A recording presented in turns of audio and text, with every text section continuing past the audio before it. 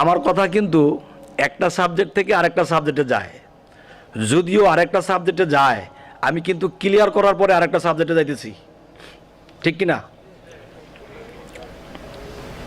কি বলেন? বোঝার জন্য কি কষ্ট হইতেছে? আচ্ছা, আরেকটু গুরুত্বপূর্ণ জায়গায় যাই।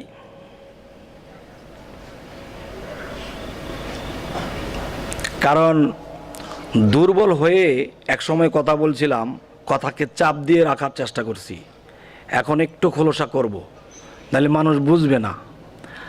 যে না বুঝবে আমার একটু বদনাম করবে, আর যে বুঝবে কথাটাকে ধরবে। আচ্ছা আচ্ছা, কথাগুলো কি আজকে একটু গভীর মনে হচ্ছে আপনাদের কাছে?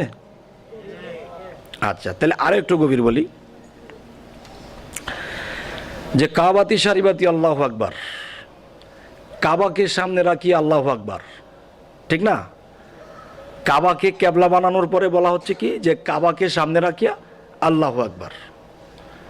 আচ্ছা, আর আমি বলবো কি যে না, আল্লাহকে সামনে রাখি আল্লাহু আকবার, মানে কাবাতি সারিবাতি কেবলামুখী কাবাকে সামনে রাখি আল্লাহু আকবার। এটা কি আপনাদের যুক্তিতে সায় দেয়, নাকি আল্লাহকে সামনে রাখিয়া সাজদা করবে এটা সায় দেয়? আল্লাহকে সামনে রাখিয়া। এখন কাবাতি সারিবাতি আল্লাহু আকবার, কাবাকে সামনে রাখিয়া আল্লাহু আকবার, কেন কাবাকে, কেন আল্লাহকে সামনে রাখিয়া?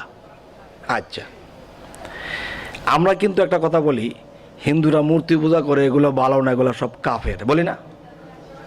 আচ্ছা, ইব্রাহিম খলিলুল্লাহ যখন আল্লাহ যখন তাকে নির্দেশ দিয়েছিলেন যে তুমি একটা কাবা নির্মাণ করো, তখন কাবা নির্মাণ করার পরে কিন্তু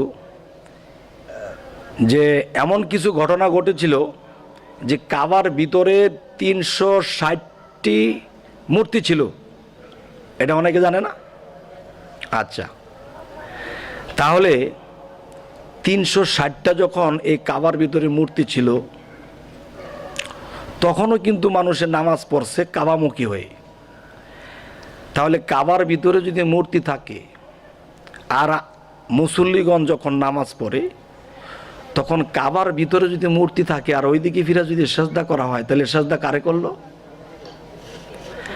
আপনার ভিতরে যদি আল্লাহ থাকে, আপনার দিকে ফিরা যদি কেউ সাজদা করে, তাহলে এটা কারে করলো?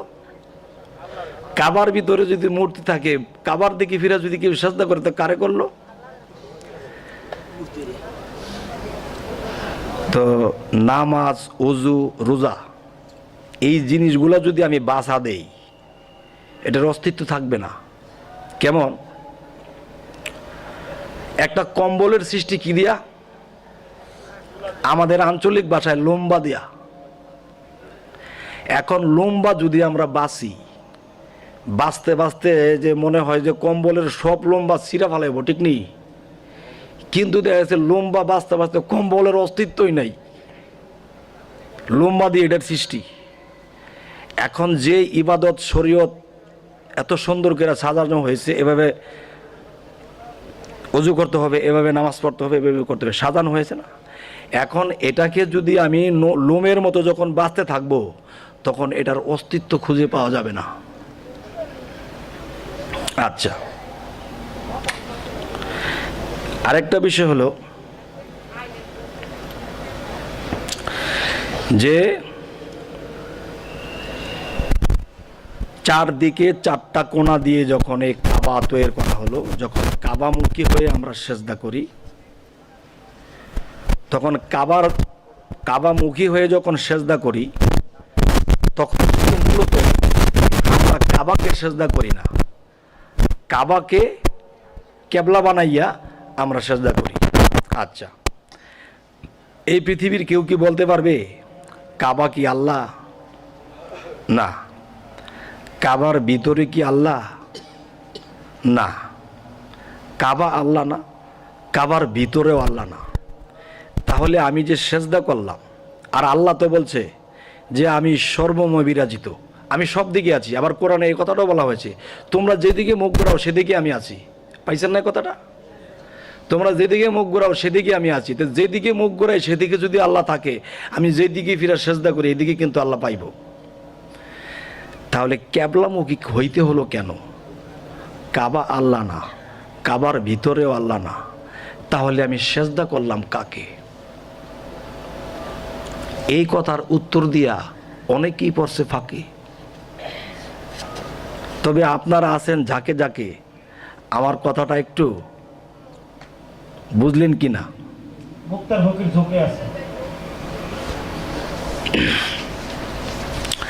আচ্ছা, আমি এই কথাগুলো ইঙ্গিতের মাধ্যমে আর পারবো না, যারা বোঝার কিন্তু বোঝা হইল, ঠিক?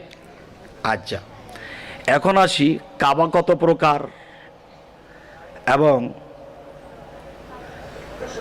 কোন কাবার মধ্যে আমি সেজদা করলে আমার আল্লাহ সেজদা পাবে। একটি কাবা হলো জলিল কাবা, আরেকটি কাবা হলো খলিল কাবা। খলিল কাবা কি? যে ইব্রাহিম খলিলুল্লাহকে বলা হয়েছিল, হে ইব্রাহিম তুমি একটা কাবা নির্মাণ করো, তখন এই কাবা নির্মাণ করা হলো। তাহলে কাবা শব্দের অর্থ কি? সুন্দর বস্তু। আল্লাহ কি বলেছে? যে কাবা অর্থ সুন্দর বস্তু। আচ্ছা, কাবা অর্থ যদি সুন্দর বস্তু হয়, আল্লাহ কিন্তু একটা কথা বলছে, আজ আমি এই পৃথিবীতে মানুষের চেয়ে সুন্দর কোনো বস্তু আমি বানাই নাই।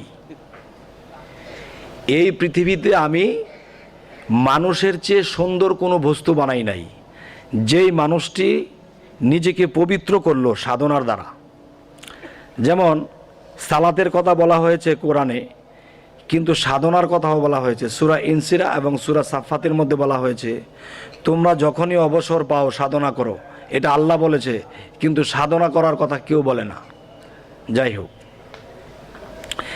যে নিজেকে পবিত্র করলো, যার কাল্ব পবিত্র হলো, তখন আল্লাহ কি বলে? আমি সেই পবিত্র মানুষের কাল্বে বসত করি। আচ্ছা, এখন পবিত্র মানুষের কাল্বে যদি আল্লাহ বসত করে,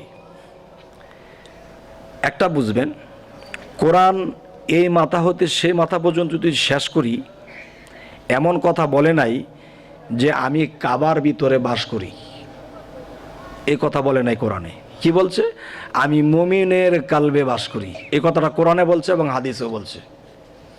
আচ্ছা, তাহলে আমি একটা রাজদরবারে গেলাম, রাজা এক সিংহাসনে বসে আছে, তখন আমি রাজার সিংহাসনের দিকে ফিরে আসসালাম, এখন রাজা বলতে ওয়ালাইকুম সালাম। তাহলে সিংহাসনকে আমি সালাম দেই নাই, সিংহাসনের মধ্যে রাজা বসা আছে, আমি রাজাকে সালাম দিলাম। আমি একজন পীরকে সেজদা করি নাই, আমি একজন মানুষকে সেজদা করি নাই। আমার মুর্শিদ আমার কাছে মুমিন, আর সেই মুমিনের কালবে আল্লাহ বসা। মুমিনের কালবে যদি, আমার মুর্শিদের কালবে যদি আল্লাহ বসা থাকে, আমি সেজদা দিব কোন দিক ফিরা? এখন রাজা যখন সিংহাসনে বসা আছে, আমি কি অন্য দিকে ফিরে সালাম দিব? সিংহাসনের দিকে ফিরে দেব। আর মুমিন ব্যক্তি যদি আল্লাহর সিংহাসন হয়, তাহলে আমি সেজদা দেব কোন দিকে ফিরা? মুমিনের দিকে ফিরে, এবং বলবো কি আল্লাহু আকবার। তাহলে মুমিনের কালবে বসে আল্লাহ আমার এই সেজদা নিয়ে গেল। তার প্রমাণ, আল্লাহ যখন বলল হে ফেরেশতা সকল আমার আদমকে সেজদা করো, তখন আল্লাহ যখন আদমকে সেজদা করতে বলল, তাহলে বোঝা গেল আদমের কালবে বসে এই সেজদা আল্লাহ নিয়ে গেল। আমার কথা কি ক্লিয়ার? আচ্ছা, এইভাবে কেউ ওয়াজ করছে এই জীবনে শুনছেন কোথাও? আমি কি তাহলে আজকে নতুন কোনো কথা বললাম? তাহলে আলহামদুলিল্লাহ। এবার যদি কারো কিছু বলার থাকে যে এই বিষয়টা আমার একটু জানা দরকার,